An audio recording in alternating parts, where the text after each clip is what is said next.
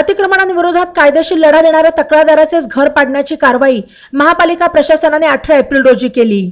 अतिक्रमण धारकावर कारवाई करण्याऐवजी तक्रारदाराचेच घर पाडणे म्हणजे चोर सोडून संन्याशाला फाशी असाच प्रकार असल्याचा आरोप करत अतिक्रमण धारकाचे अतिक्रमण काढा, अन्यथा आपल्या घराची नुकसान भरपाई द्या या मागणीसाठी तक्रारदार सूरज चंद्रकांत नामदे यांनी शुक्रवारी 19 एप्रिलला महापालिकेसमोर ठिय्या आंदोलन सुरू केले। शहरातील गौरी घुमट परिसरात वीर सावरकर बाल उद्यान येथे महापालिकेची 21 गुंठे जागा आहे। सदर जागेवर झालेली अतिक्रमणे उच्च न्यायालयाच्या आदेशानुसार हटवण्यात आली। तथापि एका व्यक्तीच्या अतिक्रमणावर जुजबी कारवाई करण्यात आली। महापालिकेने अतिक्रमण हटवले की संबंधित व्यक्ती 2 दिवसात पुन्हा अतिक्रमण करत आहे।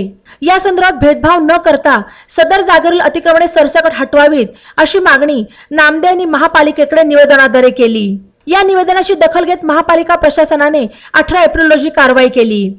मात्र या कारवाईत अतिक्रमण धारकाचे अतिक्रमण हटवण्याऐवजी तक्रारदार नामदे यांचेच घर अतिक्रमणात असल्याचे सांगत ते पाडण्यात आले। काढायचे असेल तर सर्वांचे अतिक्रमण काढा आणि सर्वांना समान न्याय द्या आणि आयुक्तांनी स्थळ पाहणी आणि तपासणी करून कारवाई करावी अशी मागणी करत सूरज नामदे यांनी महापालिकेच्या ढिसाळ आणि मनमानी कारभाराचा जाहीर निषेध केला। त्याचबरोबर न्याय मिळवण्यासाठी सदर प्रश्नावर सोशल मीडियाच्या माध्यमातून जिल्हाधिकारी आणि वरिष्ठ अधिकाऱ्यांपर्यंत पोहोचून न्याय मिळण्याची अपेक्षा केली आहे। मित्रांनो, आपले गौरी घुमट येथील सावरकर उद्यान संभाजीनगर हायकोर्टाच्या आदेशाप्रमाणे 5 मे 2022ला अतिक्रमण काढले।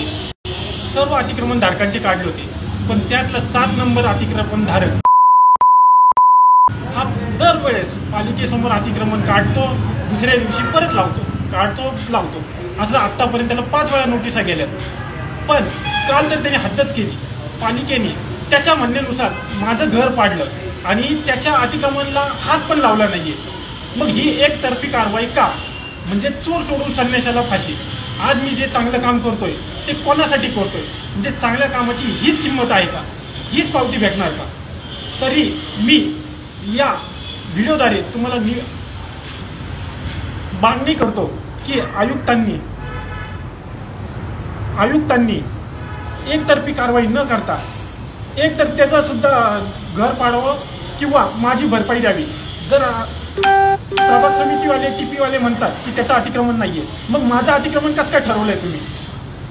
याचा खुलासा करावा। त्यासाठी मी तुम्हाला न्याय मागतोय। हा व्हिडिओ कृपया शेअर करा। जिल्हाधिकाऱ्यापर्यंत हा व्हिडिओ जायलाच पाहिजे। महापालिकेच्या ढिसाळ कामाचा आणि मनमानी कारभाराचा निषेध असो, निषेध असो, निषेध असो।